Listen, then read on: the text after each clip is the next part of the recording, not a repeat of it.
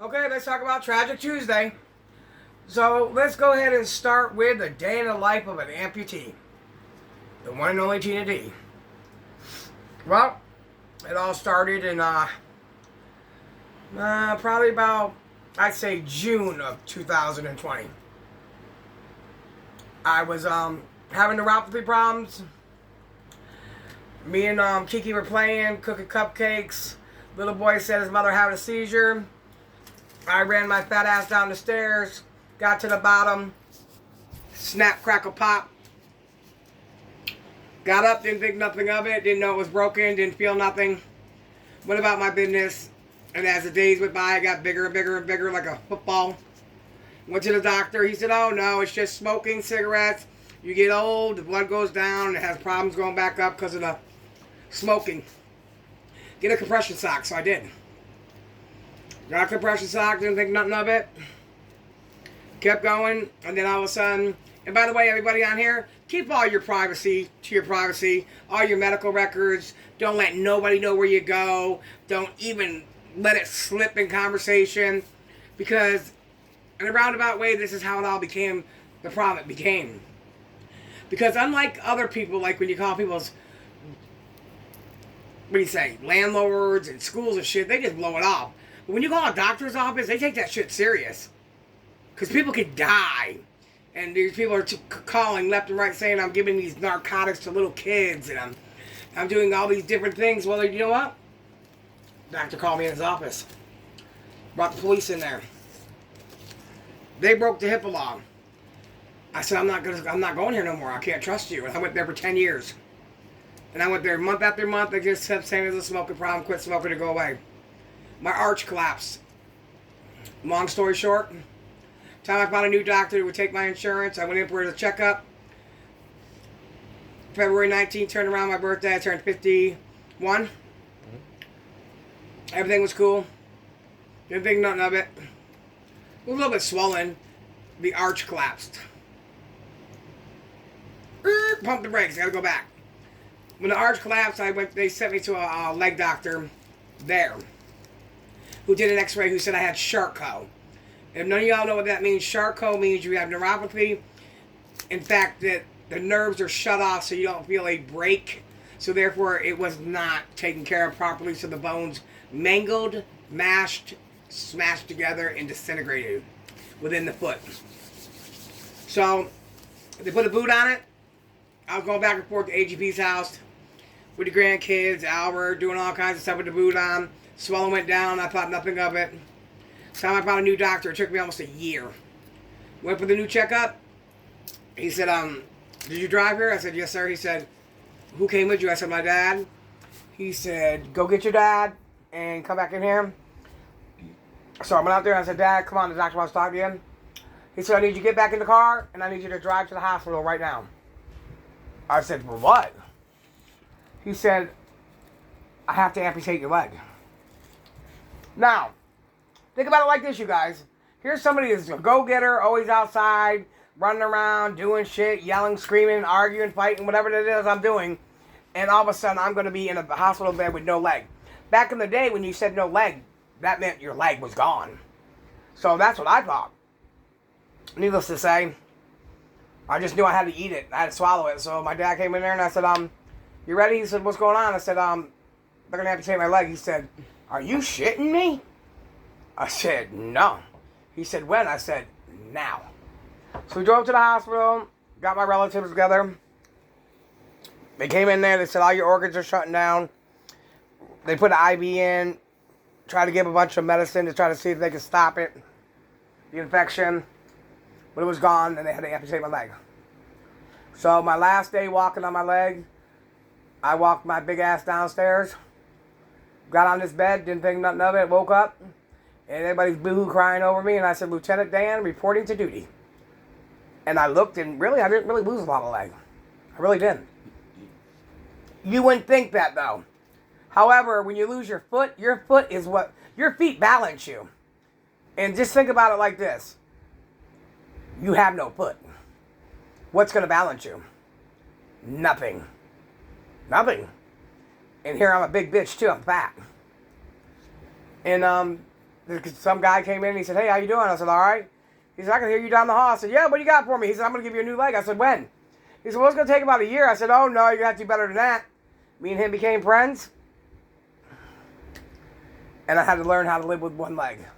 But I lost my foot to right past the knee. I want to say like you got about 9 inches below your knee. Yeah. But you fight with infections too. You guys gotta understand COVID-19 hit. That's when it hit. And I had a PICC line in it. I don't know if y'all know what a PICC line is. It goes straight to your heart. You can't go home on a PICC line unless you give your own antibiotics. At that time I wasn't a registered nurse. The first go around. And they sent me home. And you know what your first instinct is? When you hear something go in your room, go clap, what's the first thing you do? You jump up out of bed, right? I jump up out of bed and land with all, I don't know, 300 pounds or better through the fucking floor. I mean, that's a lot. And then the ambulance came. Stitches busted in the inside. They said, oh no, you're better at home than you are at the hospital. And we got through that, but it was not a fun time, you guys. And that's why I wasn't on YouTube a lot in 2020. My son tried to get me to go on YouTube, you know, talk to people and everything.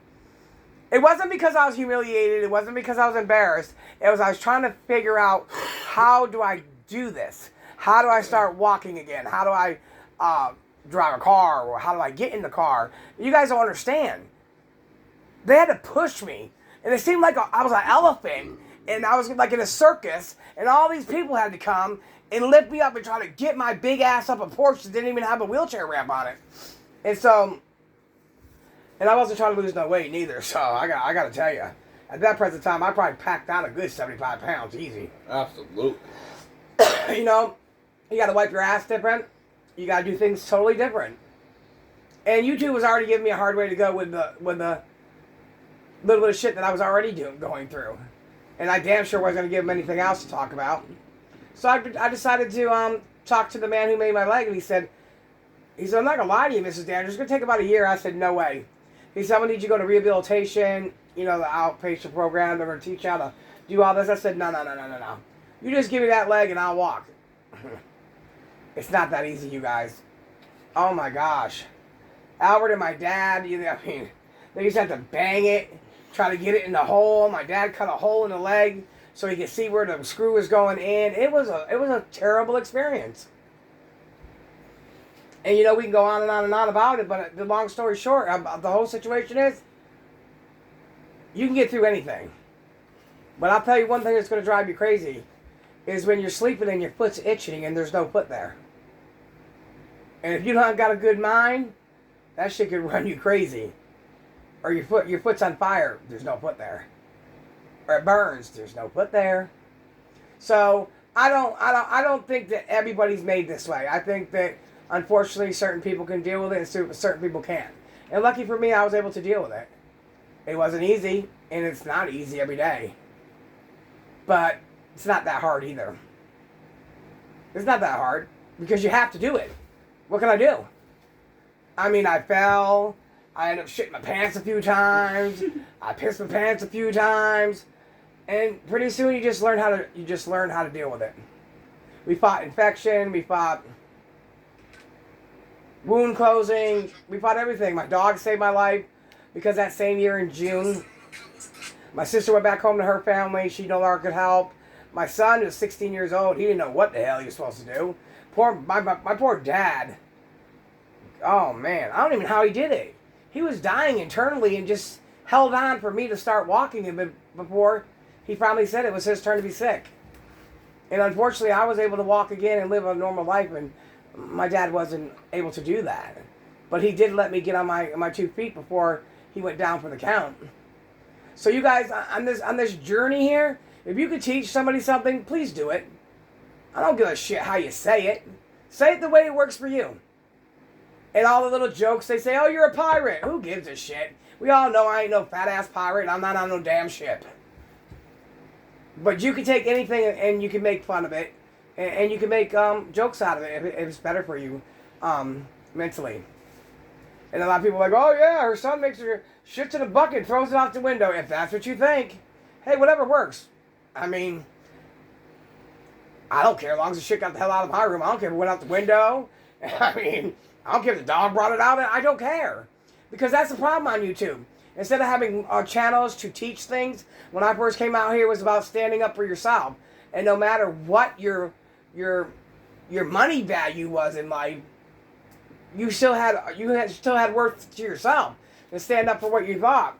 Then I also had a thing about women who got abused by men to know their own worth. And so there's been a lot of things that I stood for, and maybe I don't always emphasize on them, but there's a lot of things that have happened on my journey, along with losing my leg. People have gotten to shelters. Women have left abusive husbands. I haven't met too many amputees, but my friend Josh, I thank him. He's on my channel. He's getting ready to have another baby, 50-something years old. Congratulations, Josh. He got me through it. He said, Tina, you're not going to like the phantom pain. I said, what is phantom pain? Well, guess what, guys? Your brain is set to think there's two legs there because it doesn't know anything different until you train it. So that means you either can slap yourself and call yourself a fucking retard, run around the table and try to redirect your brain. You can pinch yourself, but you had to do something to set the brain to reset itself. And, you know, it still thinks there's a foot there. So it's still sending that signal down there. And no, I'm not losing the other leg. I know some people are asking me, I heard your other leg's going. No. It was not over diabetes, everybody. It was not over a cut. It was over the simple fact that I broke my foot, neuropathy. My doctor did not follow through because I was too worried about keeping its medical license because of all the calls from YouTube that it did no longer care about my health any longer. So not only did it justify it put my health in jeopardy, it also almost put my life in jeopardy. So there's good and bad in everything, you guys. So spend time, do what you can on here, have fun. And everybody's right. We're going to let AGP's legacy stand where it does. But if any of you guys have any questions, you can ask us. If we have the answers, we'll give it to you. And if we don't have the answers, fuck it, we'll make it up. I mean, that's what everybody else does on YouTube, right? We'll just give you the best answers we know how. And if you can't deal with something, there's people out here who will help you. I'm not calling the fucking wacky club. Hello, my name is Tina D, and I'm on YouTube, and I'm a fat bitch, and I want to know why my foot's itching. But to clear everybody's mind, I do not have diabetes. I was going for injections in my back, steroid injections, for a back injury. Unfortunately, that, along with everything else, caused this downroll effect. But remember something, everybody. Josh tripped over a manhole in his yard. And that man gets out every day and still farms with no foot. So before you judge somebody, listen to their story. Because I really think that I lost my foot to prove a point on YouTube. Sometimes y'all go too far to prove who's the big shot. Who could make the most character flaws. But it almost cost me my life. And it wasn't worth it to me. And I know it wasn't worth it to you. So if you guys have any questions about how we deal with it every day, we'll talk about it once a week. Because there's a lot to this journey. It's not something you just slap on a leg and keep it moving. If your leg gets stuck on, guess what? Your leg gets stuck on. You can't do anything about it. You got to get to the place and pour water in the leg. You're just stuck with the leg on if you can't get it off. There was one time the leg fell apart. And we didn't know how we were going to get to the car. So, I mean, Albert, what was it like to have an amputee mother at 16 years old? You're the same person regardless. I didn't give a fuck. Yeah, I mean, I didn't really change too much. No, just make a joke out of it, really, to be honest with you. If you can't change it, you might as well learn to live with it. And do the best you can, everybody. And as always, we'll do our story times. You guys will get to know me on a different level. Maybe some of you are like me. Maybe some of you don't. I don't really give a shit. One way or the other. But we'll take it as far as we can go. And everybody else, have a good night. Deuces.